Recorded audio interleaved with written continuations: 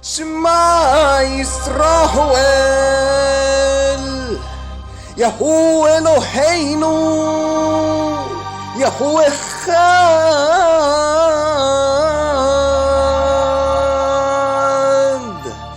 Baruch Shem Kebod Malkotho Leholam Voed.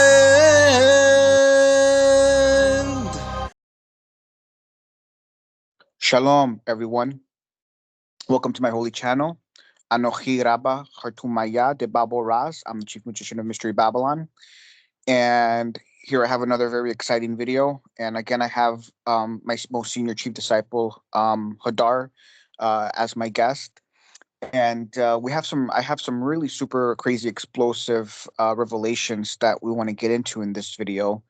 But before we get into the essence of the matter, I wanted to just briefly talk a bit about something that I revealed in the previous video. So in the previous video, we talked about that Christian missionary that went to Israel to try to evangelize and convert, the Graham and many Jews in Israel.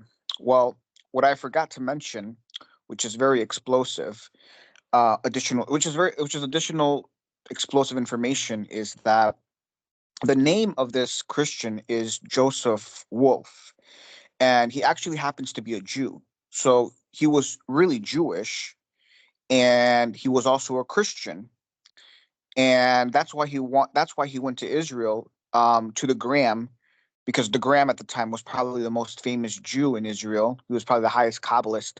He was one of probably the highest Kabbalists and the highest Jew and scholar in the land of Israel at the time. So that's why he wanted to go and meet him and convert him, and all of his disciples. Well, it turns out that Joseph Wolf is actually was a high level Shabbatean. I think he was a high level Shabbatean Frankist, really a Frankist. The great grandson of Jacob Frank. Of who? Jacob Frank. It was the great grandson. Yeah, so he was the great grandson of Hamashek Jacob Frank. So he came from a very sublime, high Frankist bloodline. And so that's why he was quintessentially a Christian. And that's why he went to Israel, because he was on a Frankist mission, to convert all of the high level Kabbalists and Jews in Israel to Frankism. And so it all makes sense now. The reason is because Hadar recently shared a very high level secret document with me that lists, many of the bloodlines of the Frankists, and their very high level positions of power. There were some very high level powerful people in the Catholic Church. We're talking, archbishops, high level clergymen. We're talking people who have very, very high senior positions within the Vatican and the Catholic Church that were Frankists, that infiltrated the Catholic Church. But anyways, it's very interesting. Joseph Wolf was a high level Frankist, was the great grandson of Jacob Frank, became a Christian, infiltrated the Christian church in England, went to Israel, and he actually succeeded when he went there. In his diary, he writes about, that there were certain Jews that he was able to convince and convert, and they became Frankists. And so that's why I think after he left, even though initially the Graham, rejected him, right, I believe, me and Hadar believe that after some time, he came to his senses, realized the truth, and that's when he became a full-blown Frankist. So anyways, this is very powerful, explosive, new revelations and information that I thought was very interesting and that I wanted to share with all of you. But anyways, now we can get to the first slide and get things going here, Hadar. Yeah, all right.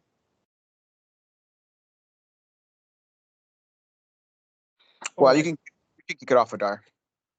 Okay.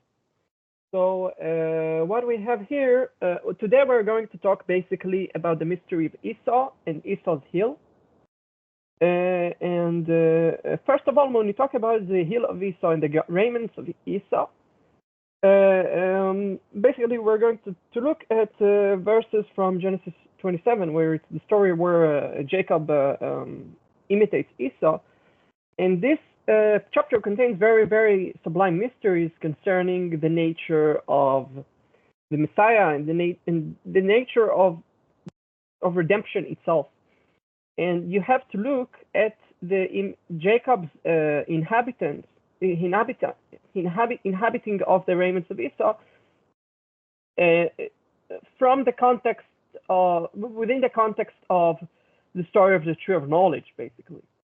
And basically, what we have here is I translated into English here the verse Genesis 27 verse 16, chapter 27 verse 16, from the Aramaic translation Targum Yonatan, which was written by Yonatan ben Uziel, in Aramaic, and in a divinely inspired Aramaic translation of the Pentateuch.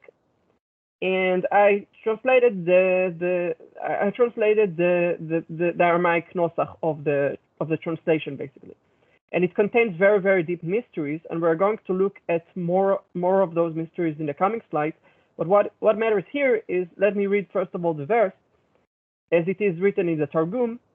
And Rebekah took the goodly raiments of Esau, the great son, which were inherited from the first Adam, and clothed Jacob, the small son, with them. So first of all, the main revelation that this Targum gives us is that the raiments of Esau were inherited from the first Adam. They're the coats of skin of the first Adam on some level. And this gets to tell us that first of all, the birthright in part consisted with the inheritance of sin to some extent. And moreover, we're being told that we'll get into that mystery soon, but there is an entire mystery to the goodly raiments, that they were goodly or desired or charming, and the charming or goodly character of the raiments also connects them to the tree of knowledge, as we'll see. And another mystery that exists here that I've noticed by reading the Targum is that Esau is named the great son, and Jacob is named the small son, Brazira, And so this also reflects the status of Esau as the developed form of Jacob, with Jacob being a more primitive or inhibited form. So that's what I have to comment on this particular slide. Yeah, so it's very important because right here in the Aramaic, Esau is designated as Rabbah, and Rabbah in Aramaic means the master or the great one. So already we see here in the Targum, very explicitly the superiority of Esau over Yaakov, and this is extremely, extremely momentous. And this is very Frankist, by the way, right? Because the essence of Frankism is understanding the superiority of Esau and Edom over Yaakov. And so we see this already here in the Targum, right, where Esau is being designated as Rabbah, or the great one, or greater than Yaakov. So very interesting. Another interesting thing is that right here we see this in the Targum. We see this very powerful equation between Esau and Adam Rishon. Why do we have this very powerful equation between Esau and Adam Rishon? Well, it has to do with the fact that Esau is also referred to as Edom. In the Torah, the Hebrew word Edom is sometimes written defectively without the Vav. So in the Torah, there are places where Edom is written as Adam. It is written as Aleph, Daleth, Mem. Yeah. So you can read, so Edom, when it's written defectively, can be read as Adam. Yes. This is the hint that the root of Esau quintessentially is Adam Kadmon or Adam Rishon. Okay, this is very, very powerful, right? Again, this is another seal and proof of the superiority of Esau over Yaakov, right? First one is Esau is designated as Rabbah. Okay. Second one is this powerful equation between Esau and Adam Kadmon or Adam Rishon. Okay. Very powerful stuff here, but you can continue, Hadar. Yeah. All right. So we're going to inspect another aspect of that verse, that it's written, Rebecca took Esau's goodly or pleasant raiment. That in the Hebrew word for goodly or pleasant is chamudot. Yeah, and the word chamudot connects. It's etymologically connect to the word nechmad. That it is written, the tree is good or pleasing to be wizened by. Yeah, the word good or pleasing is nechmad in the Hebrew of Genesis 3:6. Yeah. So this connects us basically. This creates an equation between Esau's raiments and the fruit of the tree of knowledge, essentially. Now, this is elaborated when you take into account that the word chamudot equates with the lamed yud, basically, as you see on the right of the slide. Yeah, so it's very interesting that the gematria of Chamodoth is the gematria imkalel of Ha-Chamodoth is basically Lilith, written defectively. And so this is a very, very powerful equation, right? Because it basically ties Lilith to Eitz Hada'ath, right? Because we also know that Hada'ath, this is Eitz Hada'ath, and Hada'ath in Kalel is also equal to Lilith in Gematria, right? So that's how we see how everything is interconnected here. And again, we see here even how Esau is being very subtly connected to Eitz Hada'ath. Um, so very interesting. Any more you want to see on this equation, Hadar? Basically, I want to also comment that Jacob, when he was taking the raiments of Esau, he was taking them by means of deceit, right? This deceit, it is written in Genesis 27 verse, I don't remember which verse, but it's written that Isaac says, your brother came with subtlety and taken your blessing, right? He tells Esau that Jacob came with the subtlety and took the blessing, basically. Now, the Onkel's Targum translates subtlety as wisdom. Now, you must take also into account that in Genesis 3, verse 1, it is written, the serpent was more subtle than all of the animals of the field. And the word, the Onkel translates the word arum, subtle, in Genesis 3:1 is hakim, it's wise, yeah? So what we learn here is that Jacob and the serpent share the quality of wisdom in its different modality of subtlety, deceitfulness, mischievousness, etc., etc., etc., and that the fruit of the tree of knowledge is intrinsically linked to wisdom, and so are the raiments of Esau that are inhabited by Jacob. So this consists in the attaining of knowledge or wisdom by the assumption of those of the tree of the fruit of the tree of the raiments of the first Adam, essentially. Yeah, Hadar, that's really super interesting because you have a lot of interlocking levels here, right?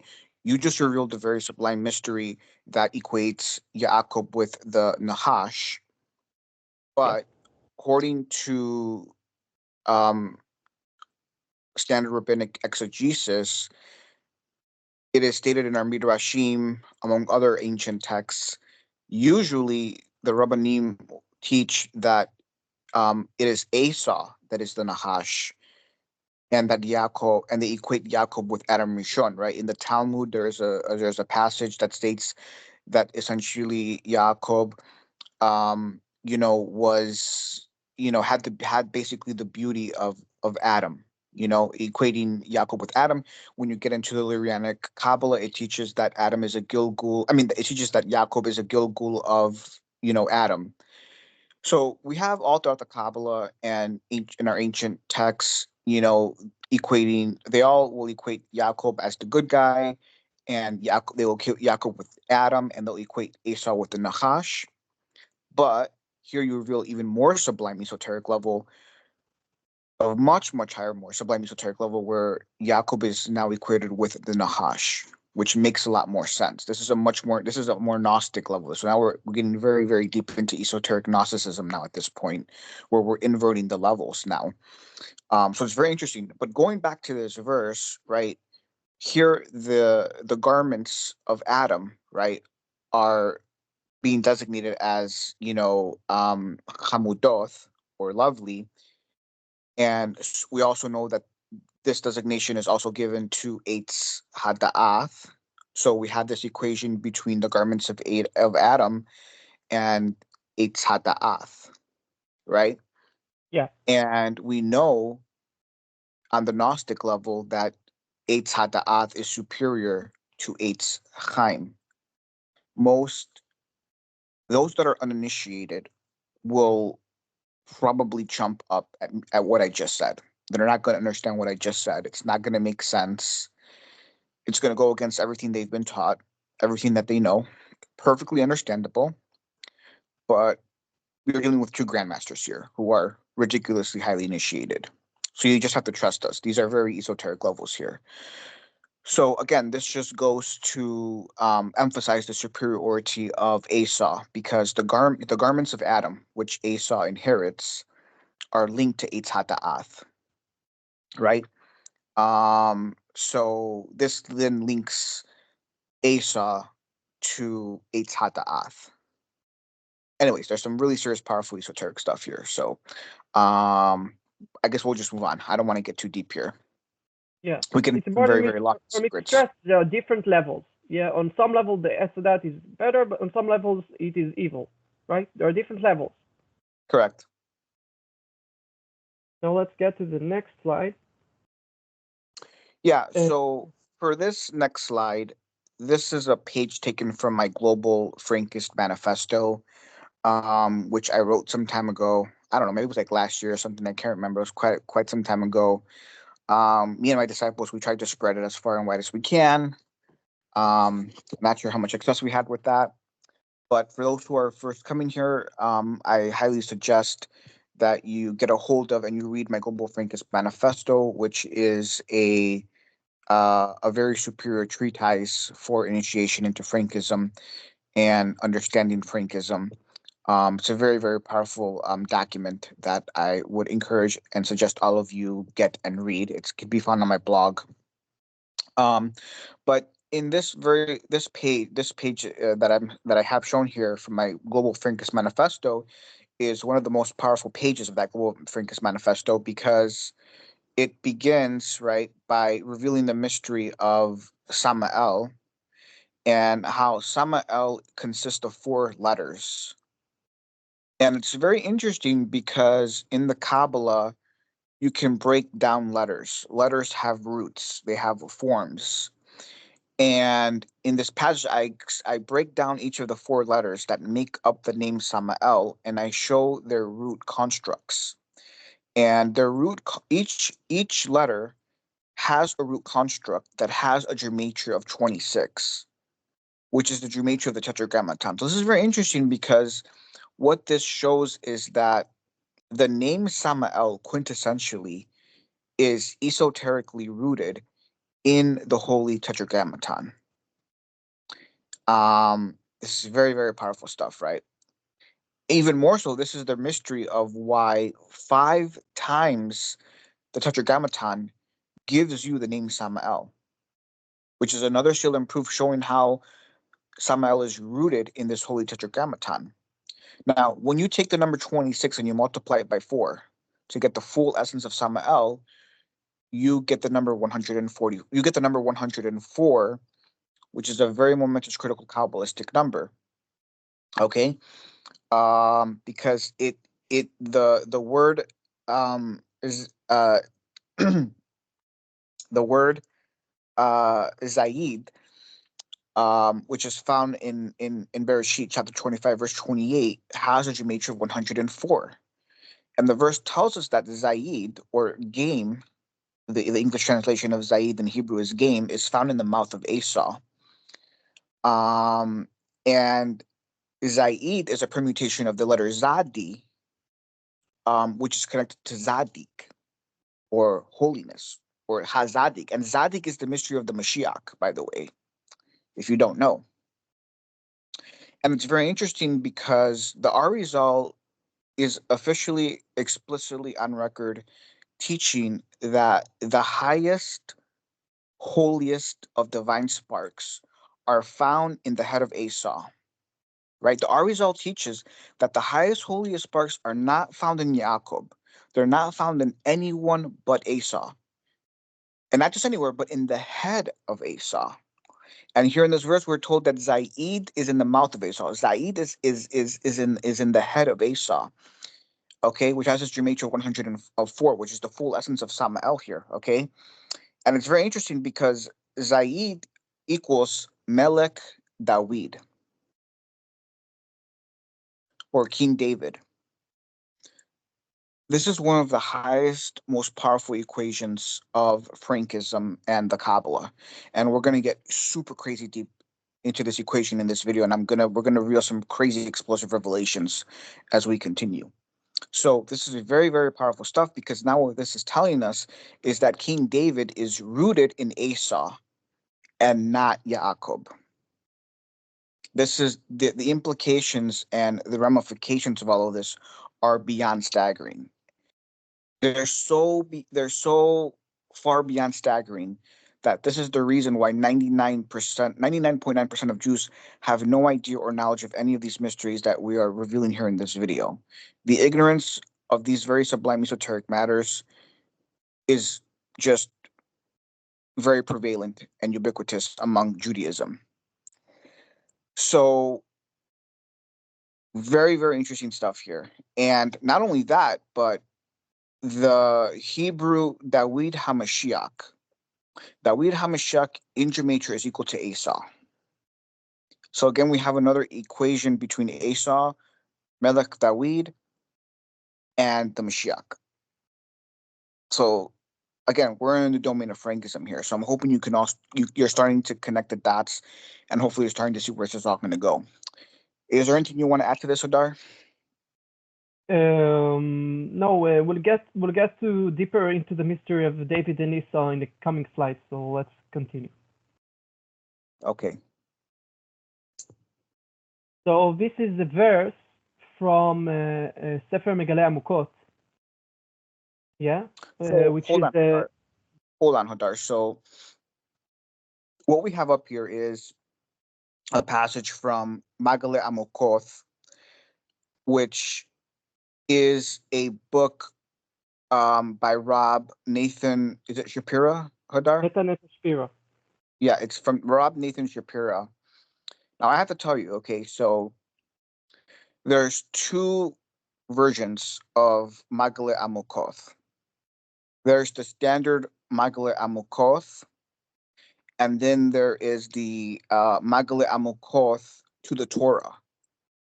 So there's the first version of Megaleh Amukot is a very long, super, super sublime, esoteric, Kabbalistic treatise on just one verse of the Torah.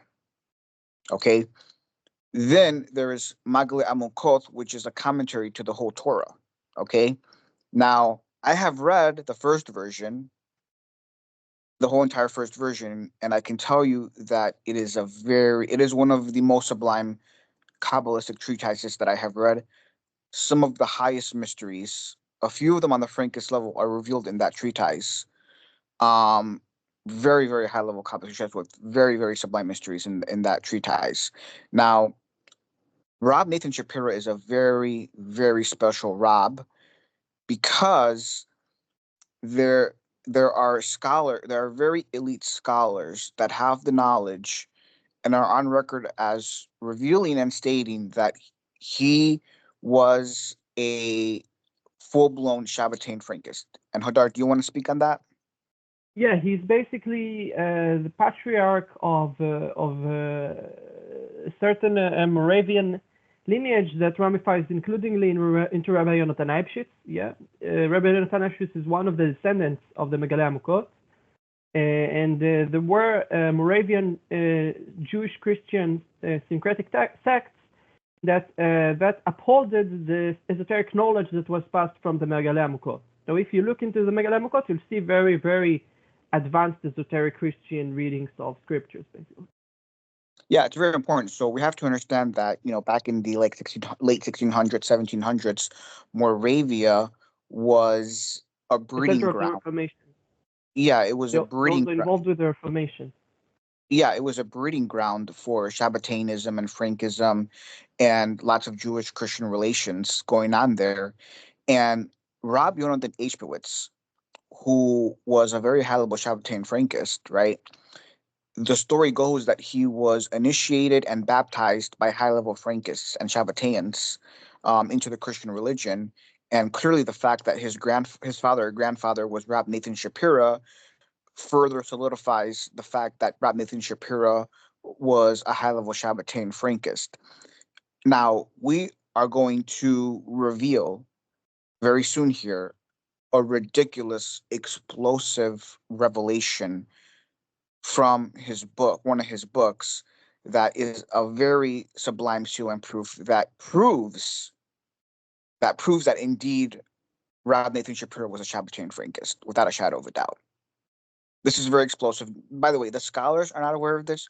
There are no scholars, no Kabbalists. What me and Hadar reveal on my channel in these videos is Hidushim and divine revelations that are, at the forefront, that no one else is aware of. Nobody knows. We're at the forefront of divine revelations and the highest esoteric wisdom here at this channel.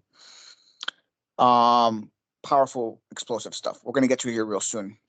But I'll let you continue, Hadar. Yeah, all right. So basically, the passage here talks about basically it asks the question: if Esau was, it is known that Esau was the first seed drop to enter Rebecca. And if he is the first seed drop to enter Rebecca, then then he was supposed to be deeper in the womb, and he was supposed to get out of the womb last. And it is written that he came out first.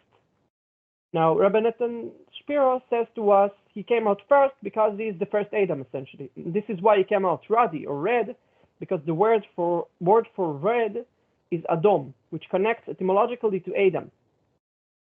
And so Esau was related to the first Adam, Gilgul of the first Adam, essentially. And then it says to you that Esau later on, Esau upholding the soul of the first Adam, later on reincarnated in David, who was also ruddy, according to first book of Samuel. So this is what this part of the passage tells us.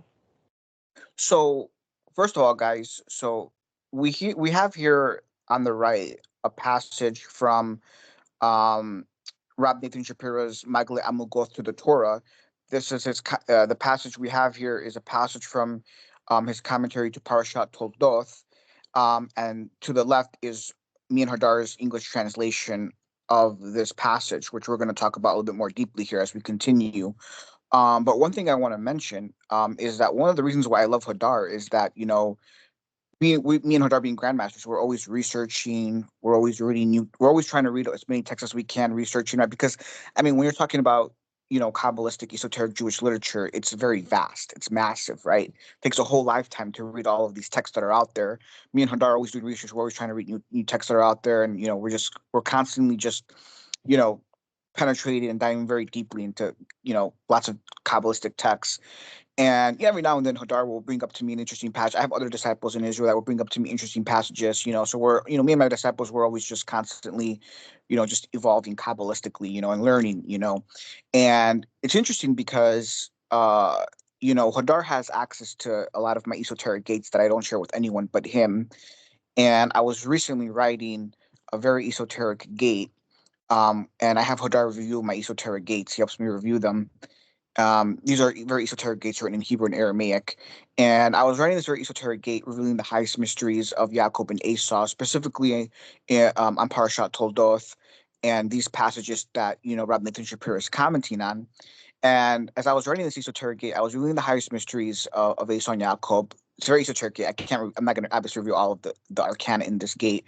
But one of the arcana that I did reveal was how, Esau is basically the mystery of Adam Kadmon, and how Esau is the mystery of the tikkun of Adam Kadmon, quintessentially.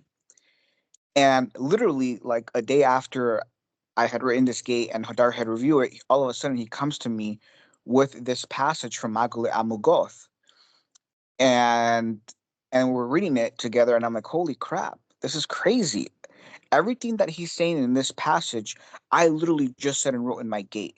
And I have not read his Megaleh Amukot to the Torah yet. Right? I haven't read this treatise yet. But it's just really the synchronicities that happen are just wild and very crazy, And by the way, since then I have read quite a bit of Megaleh Amukot to the Torah, and I can tell you that it is one of the most sublime Kabbalistic texts out there. Like, it's like in the top 10, and it is on the Frankist level in many there are many passages that like are close to the Frankist level or at the Frankist level. This is like one of the highest, most sublime Kabbalistic treatises out there. Like, it's in my top 10. Okay, I'll put it in the top 10. That's how sublime this book is. Okay, no joke. But anyways, I wanted to share that because that was just a really powerful, wild synchronicity that happened that I was just like, whoa, this is crazy. This is shocking, But yeah, I mean, this is crazy, right? Nathan Shapiro is revealing here how Esau is the mystery of the tikkun of Adam Rishon, and the implications and the ramifications of this are beyond wild, right? And again, this is Frankism, okay? This what Rabbi Nathan Shapiro is revealing here, what he is getting at in this passage, is Frankism, in the purest form. Okay, cannot emphasize that enough. But you can continue, Hadar. All right. So this is the second part of the passage that I've also translated into English. And basically what he tells us here is the mystery of why was Jacob holding Esau's heel when he was getting out.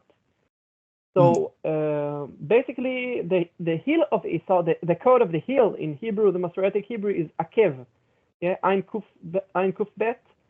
The word and its various abbreviations and complications appears recurrently throughout the entire Masoretic text, and it is a cipher that basically through which you can uncover a lot of mysteries, essentially. Now, what he's telling us in this particular verse, he connects the Jacob's hand holding Esau's heel to David playing on the lyre of his, because it is written that David played with his hand, yeah. And so the lyre is equated with the heel, and he connects that to what is said about the tribe of Dan, about Dan, the son of Bilhah, where it is written in verse 17 of chapter 49 in Genesis. It is written that Dan will be like the serpent that bites the horse heels. Now, the serpent that bites the horse heels is essentially the hand of Jacob on Esau's heel. And what he's saying here is also quoting a verse from Psalm 119, but it's written, and I shall keep the heel, or I shall keep the end. Yeah, and then he connects this also to B'shomrem Ekev Rav in Psalm 19. It is written, I translate it as in the kept heel lies greatness. And that is the heel of Esau, he says, because Esau is named the great son, right? Rav. He says Esau is named Rav, the great one. So this all connects. This also connects, I'd say, on a side note, this connects to Ikvot Mashiach, the footsteps of Christ. In the Talmud, there are numerous places, very long discussions of the footsteps of Christ, of the twists of Christ. Yeah, the end times, essentially. And the footsteps of Christ footstep also means heel. Yeah, Ikvot also connects to Akev. And basically, it is said that in the footsteps of Christ, boldness will grow, or boldness will become great. Yeah, and this connects both to greatness, and also a bold one is someone who considers himself great. So this connects to greatness on another level, and this all is interconnected with the center being Esau's heel, essentially. That is a symbol of greatness or boldness or perfection. Hadar, can you go up to the slide before? Yeah. No, the slide before. No, the slide where the passage where we had the passage. Yeah, no. Yeah, no. This one? No, the black slide, Hadar. The slide where we had the passage up. Which black slide? That one. No, go back. This? No, Hadar, you have to go all the way back. Go all the way back. Go to where we had the passage up in Hebrew of Megaleh Amukot to the Torah, Todoth. Okay, so that's it. Yeah, right there. Yeah, so we unfortunately did not fully translate this passage. So this is where the revelation here gets very explosive. So the first part of the passage is the most explosive part of this passage, because he says here that quintessentially he says that David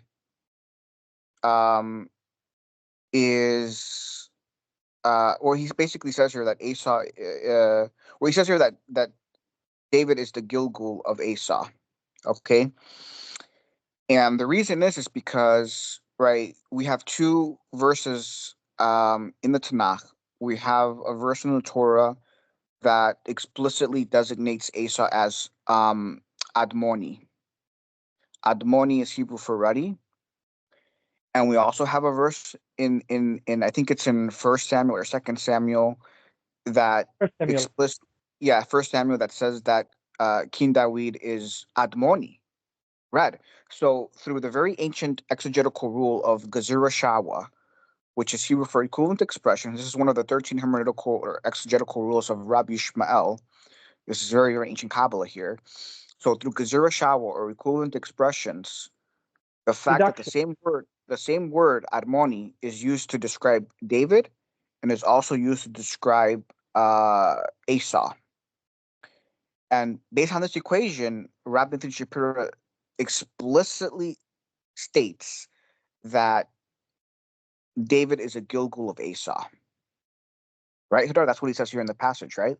Yes, and he also connects it. Do you want to talk about the mystery of the pretty eyes? Also, that's the part that I did not translate. The mystery of what? The pretty eyes. Eye. Wait, the what? The pretty eyes. It is written here about the mystery of the pretty eyes of David. Oh, it's written hold on. You can talk about that right now, but hold on. Let me just finish this. My thought. So this right here. The very fact that he explicitly states that King David is a Gilgul of Esau, which, by the way, I revealed and hinted at in my Global Frankist Manifesto in the page that we just showed up, right? That was revealed in my Global Frankist Manifesto. That is one of the highest arcana of Frankism, right? This is Frankism, in its purest form here. Where this is very, very extremely pure Frankism. And he is here explicitly when he explicitly states that King David is a Gilgul of Esau.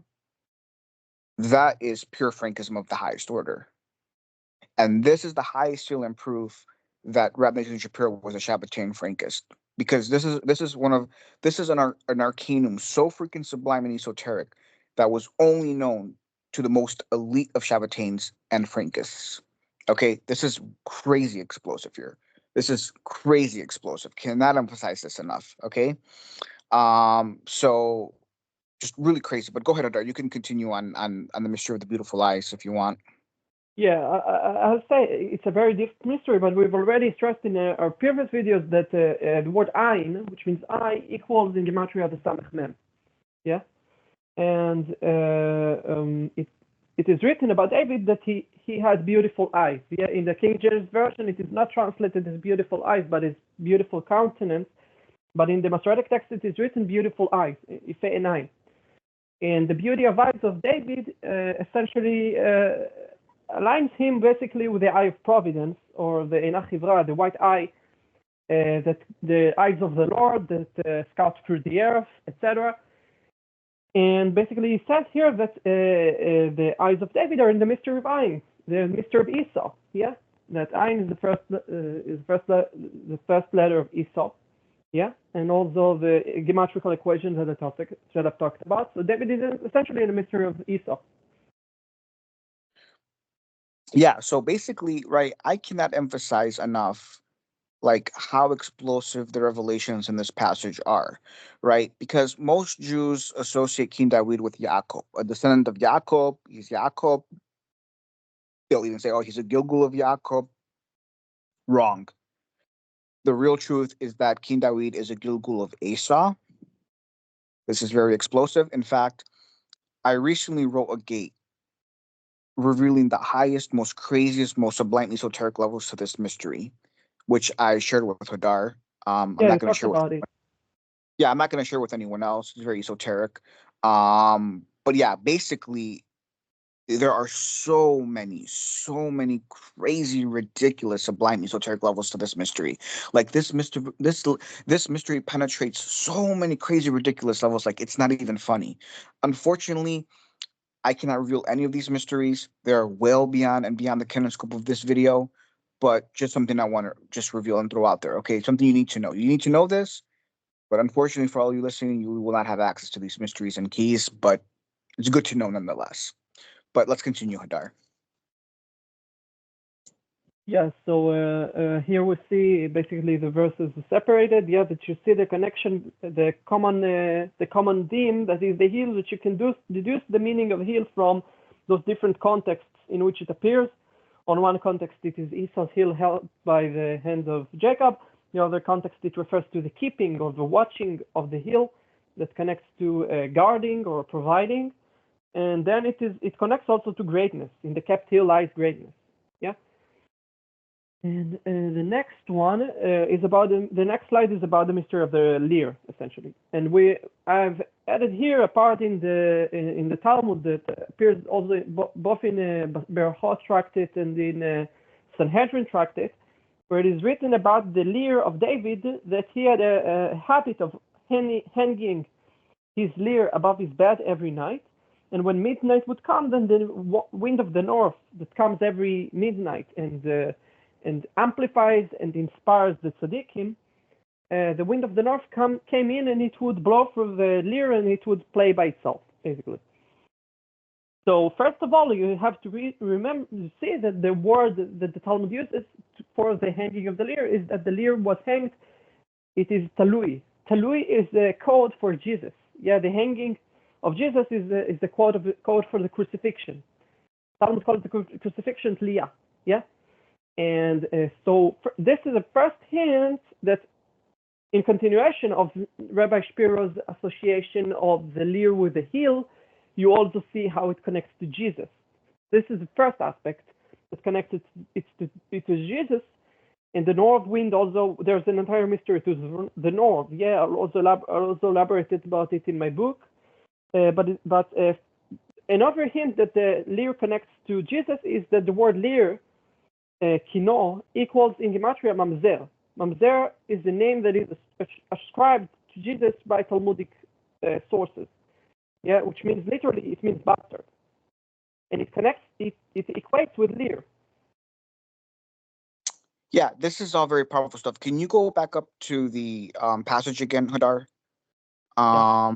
Because in the passage there in the Hebrew, I think I don't know if it's there. He says that where does he say that King David was going to rectify through the hand? Is that here? It is in the middle. Oh yeah, yeah. It says that that the heel of Esau. He says here in the Hebrew that the heel of Esau is the hand, which is the mystery of David playing with the hand to rectify the profanation of the heel of the Nachash. The Right? heel of the horse that is beaten by the Nachash of Dan. Yeah. So this is very powerful because here he is equating the hand of what did I say last time to you, Hadar? What did I say that he was equating the hand, or what exactly did I say? I'm trying to remember. He is equating the hand with the hand of Jacob, the hand of David with the hand of Jacob, and the heel with the lyre, the heel of Esau with the lyre. And then he says that the heel of Esau that is held by the hand of Jacob, which is the lyre of David that is held by David's hand, is a tikkun of the heel of the horse that is beaten by the serpent of Dan. Correct. Now, if you go to the next slide, Hadar. Yeah. So, no, the slide before that. Yeah, no, no, before that. After this slide, go to this slide after this one. Yeah, right there. So essentially, right, all of this like Kabbalistic play on heel is very, very esoteric, and there are a lot of interconnecting levels here. It gets a little complex. So I feel that a lot of the mysteries here are a little bit beyond the ken and scope of this video, so I'm not going to fully get into them here, but you just need to know you can meditate on these verses and on these mysteries in your own time, but just know that there's a lot of levels interconnecting here, and it's very, very esoteric, extremely, extremely profound. But let's continue, Hadar. Yeah. So we look at the mystery of Dan, right? First of all, when you talk about Dan, I'll refer you also to the remark of Rabbi Moshe David Barlett, disciple of the Ramchal, who wrote in Sefer Likutim that the Messiah will be from Poland because Poland is in the mystery of Dan. Yeah, the tribe of Dan. Yeah. Why is the tribe of Dan in the mystery of the Messiah? Because the tribe of Dan, when the tabernacle was built, the tribe of Dan was situated to the north of the tabernacle.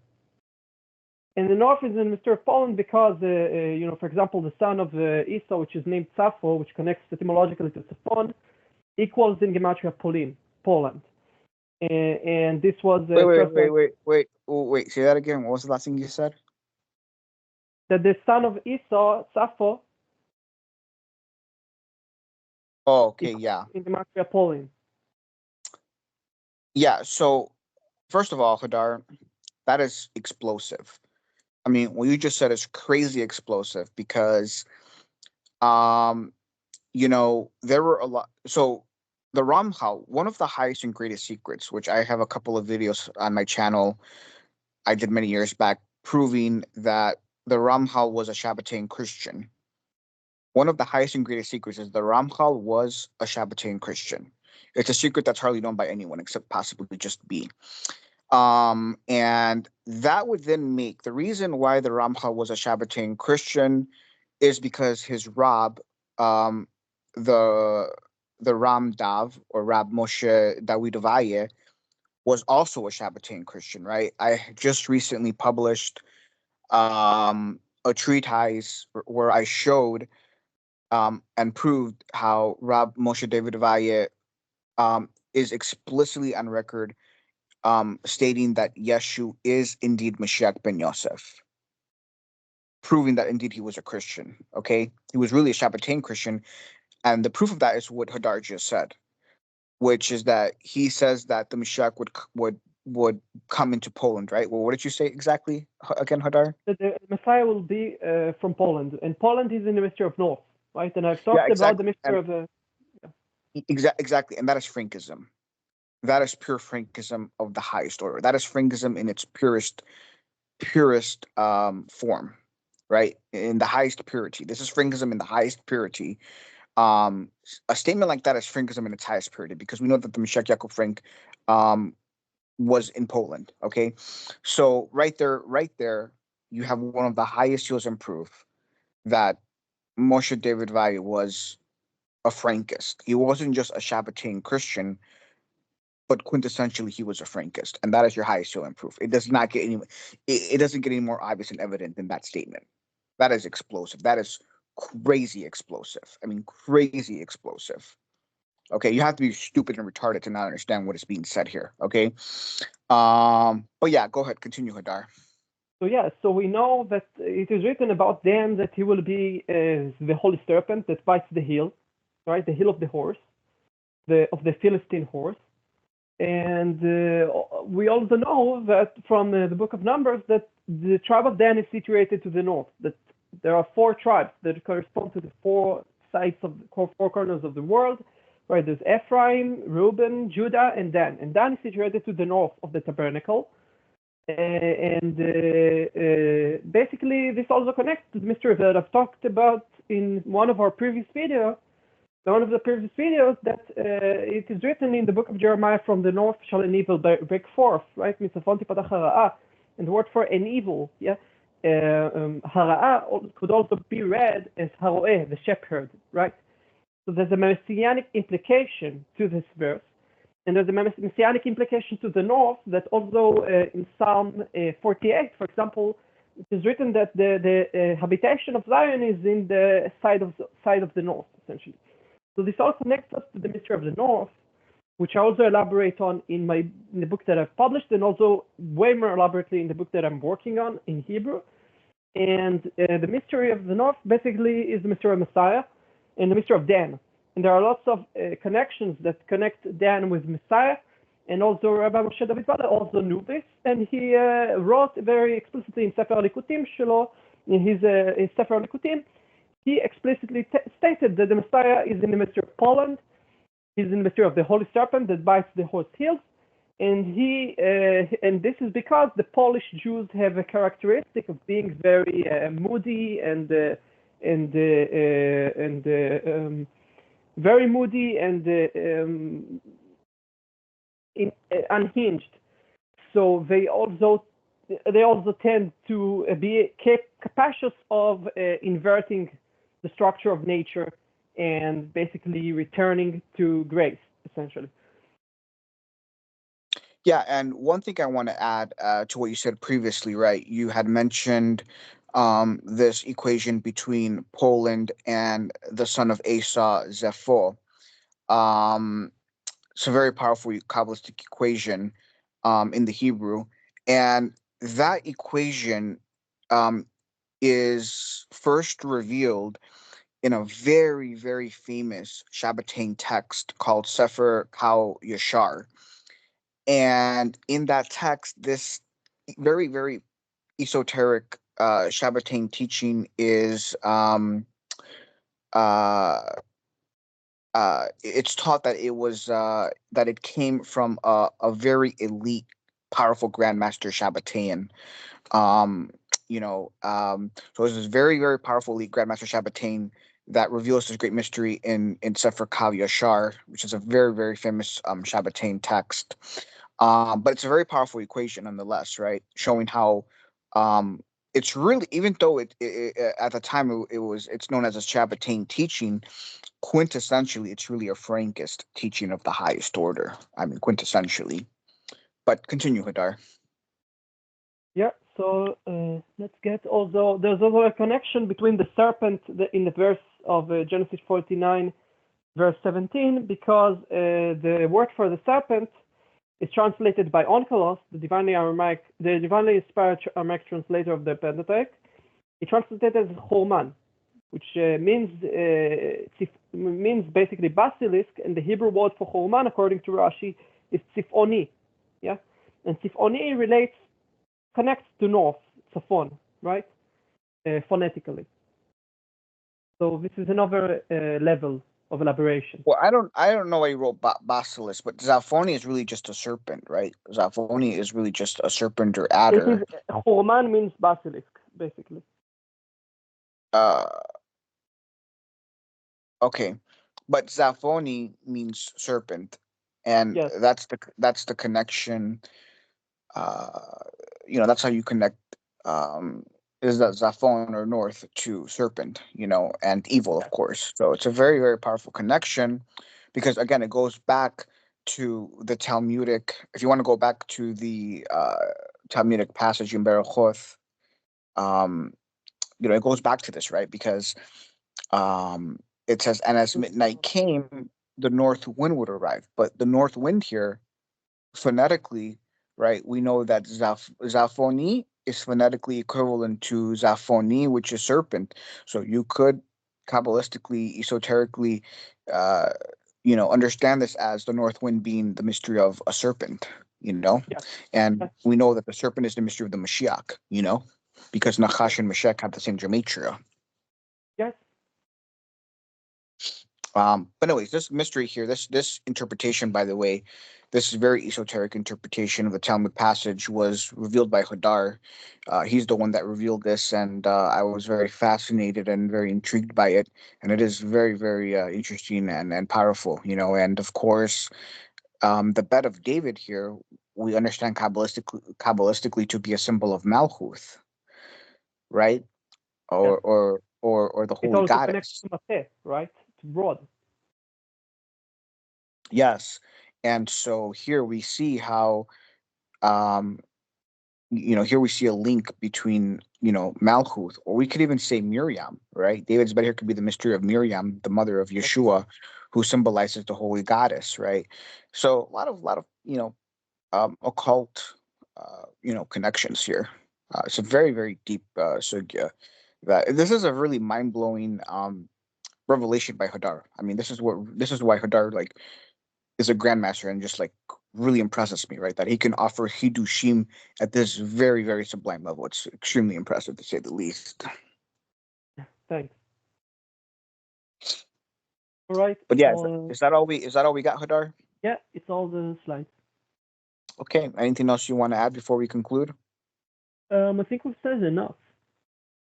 Yeah, okay. Yeah, I mean, this was a really powerful video. We touched upon some of the most sublime esoteric Frankist mysteries here. This entire video and teaching was Frankism, um, in the highest purity. And so I just hope you all enjoyed it and learned a lot. So with that said, I guess I will just conclude. Shalom. Wasalam.